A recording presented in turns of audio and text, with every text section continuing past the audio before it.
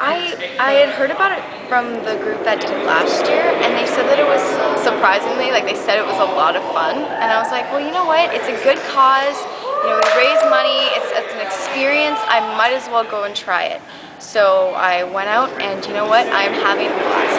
So it's something that I really encourage people from other schools, if their schools is doing it, then to do it.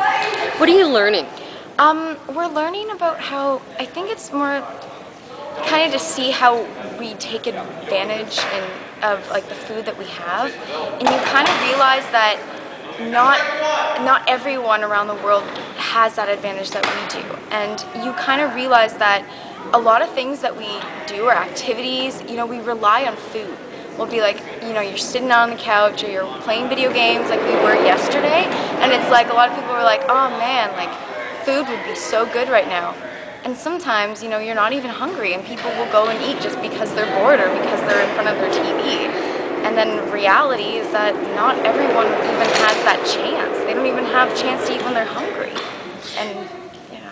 When you look at that, and especially, I guess, after, say, lunch period now, when you're looking in the trash cans, do you realize how much is wasted? And oh yeah. Especially too, I work at a restaurant, so when you see all that food too, it's kind of like, oh my gosh, like people really just, they don't realize that, you know, like they eat with their eyes, you know, like they'll be like, oh, this looks good, and you know what, I'll just get this, and then they don't even eat half of it, when a lot can be, it can be used as leftovers and stuff, and like that's why I was always encourage like my family, like let's like just pack it up and tomorrow I can eat it for lunch. And then some students will eat like half their lunch and just be like, throw it in the trash. And it's like, you know what, I bet you anything in other countries that would be like their week supply of food. That food that you just threw out could save a family. certainly, speaking with Kurt, there was, you know, you're learning, you're going through what folks in Africa may go through in this famine, but the reality is that your neighbor in Ontario could be going through this as well. Yeah, I think it just, a lot of it is generalized. Like people usually use Africa as kind of a general place to say, because I think that's something that everyone's aware of. So they'll use Africa or like third world countries as something to base or like to motivate people into, because you know, like there's like World Vision commercials, there's so many things that we see on television that then that's how we realize like, oh, those places are, you know, like going through a famine. But you know, there's also lots of places like you've mentioned like that are going through that as well.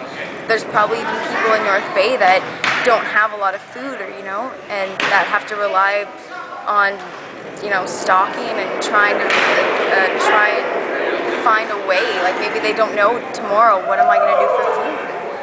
But I think that this experience is something that will help me preserve a lot of my food, or like just kind of realize and like be thankful for what we have, because you know, you never know what can happen. Maybe one day, you know, like one of my parents could, something could happen to their jobs, and I might be that person tomorrow that's like, oh my gosh, what am I going to do?